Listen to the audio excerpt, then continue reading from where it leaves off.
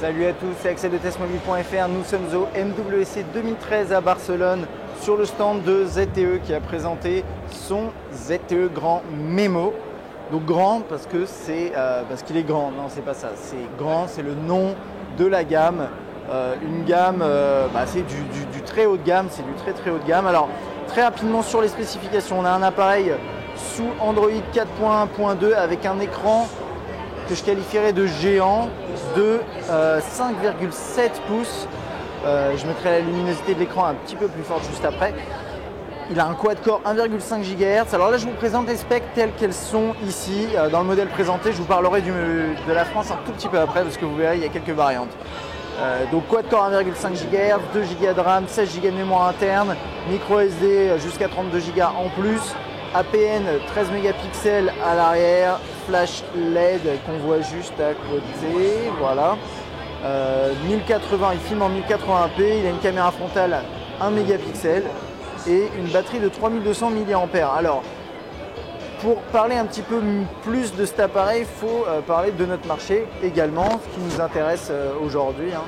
Donc, je ressors mes infos et donc en France, on aura une variante de ce terminal. Alors, c'est pas exactement celui-là donc. Une variante de cet appareil qui sera pas, celui-là je ne l'ai pas dit mais il est 4G, il est 4G LTE dès la sortie de la boîte. En France on aura un appareil qui sera dual carrière dans un premier temps avec la possibilité de passer en 4G à terme via une mise à jour. C'est pas sûr à 100%, ça va dépendre des opérateurs et de ZTE bien entendu. Ce sera pas a priori du 13 mégapixels mais plutôt 8 en France. Et ce ne sera pas non plus un quad-core, ce sera une puce dual-core LTE ready. Donc voilà, c'est ce que je disais avec dual carrière et LTE par la suite. Alors pourquoi c'est des ZTE travaille avec ses partenaires qui sont les distributeurs et surtout en France les opérateurs qui visiblement préfèrent un appareil avec un tarif moindre et donc des spécifications légèrement en dessous.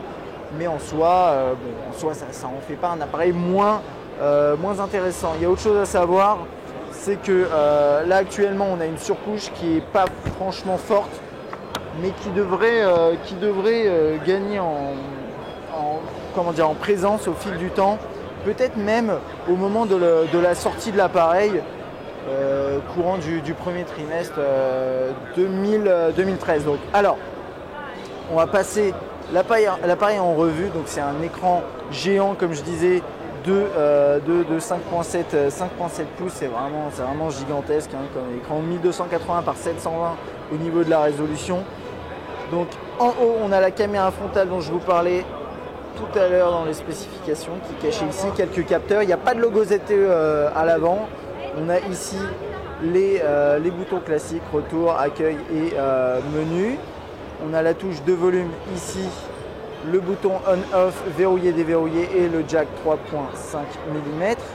On a ici l'emplacement pour la SIM, la micro SD et le micro USB et le micro ici. On a bien sûr le capteur 13 mégapixels qu'on voit juste ici et le flash LED à côté. Comme je vous dis, en France normalement on devrait avoir une version avec un 8 mégapixels. Alors je vais regarder niveau brightness, si je peux pas augmenter ça. Non, là je suis au maximum. Alors on va regarder rapidement l'appareil. Donc on a Android Jelly Bean avec quelques quand même personnalisations, tous ces effets en 3D. Ici, voilà, vous le voyez a priori là comme ça. Là aussi on a cette espèce d'effet en 3D dans le menu principal. On a également ce petit élément là qui permet à activer, désactiver, vous n'êtes pas obligé de l'avoir, qui permet de s'abstenir, je sais pas pourquoi il veut pas, voilà, s'abstenir d'utiliser les touches en bas. Personnellement je trouve ça gadget, mais bon voilà, vous l'avez. Désolé pour le bruit. On a les notifications qui s'affichent ici, la possibilité de régler quelques paramètres et voilà, notifications et shortcuts. De cette façon-là, on peut faire edit, voilà, ici est personnalisé ce qu'on va voir affiché ici. On a le système de composition de numéros avec la possibilité de l'utiliser à une main, les contacts, le multitâche. D'ailleurs normalement il doit y avoir... Ah non, ça n'a pas été intégré comme ça. Bon ok, très bien. Changement de wallpaper, etc. Menu principal qui ressemble à ça, avec l'accès au widget et aux applications. Que dire de plus? Calendrier, bon, on va regarder rapidement. Voilà, on a un bel écran quand même, avec pas mal de fonctionnalités. On va pas pouvoir aller sur le web, mais là vous avez Chrome, l'appareil photo.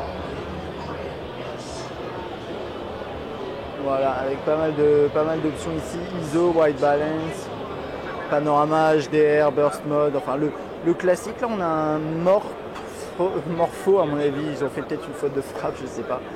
Une autre option pour faire des panoramas, ok, très bien, ça je ne sais pas, on verra ça lors du test. Alors c'est pas sûr qu'on le teste, hein, ça va dépendre de quand est-ce qu'il va arriver en France, mais a priori on devrait le tester, et là je viens de le faire bugger je crois. Ouais, plus ou moins, bon c'est pas grave. Puis voilà, c'est à peu près tout. Ça, il a l'air assez fluide, les effets en 3D, ça a l'air quand même un petit peu de ralentir hein, le terminal, mais en soi c'est un terminal qui est performant, il n'y a pas de souci, voilà. Donc on a hâte d'en savoir plus sur son prix, sur la variante française qu'on devrait normalement tester. Vous avez vu ces petits effets en 3D là sur l'écran d'accueil avec des éléments interactifs normalement. Ok. Bon bref, là ça marche pas. Voilà, il y a juste un dernier truc que je voulais vous montrer, c'est au niveau de la saisie texte. Voilà, on a un clavier qui ressemble à ça, là ici en QWERTY, avec des propositions qui s'affichent. Voilà, c'est à peu près tout ce que je pouvais vous dire sur ce grand mémo aujourd'hui de ZTE. On a hâte de voir la variante française et de voir le prix auquel il sera proposé. Voilà, à bientôt.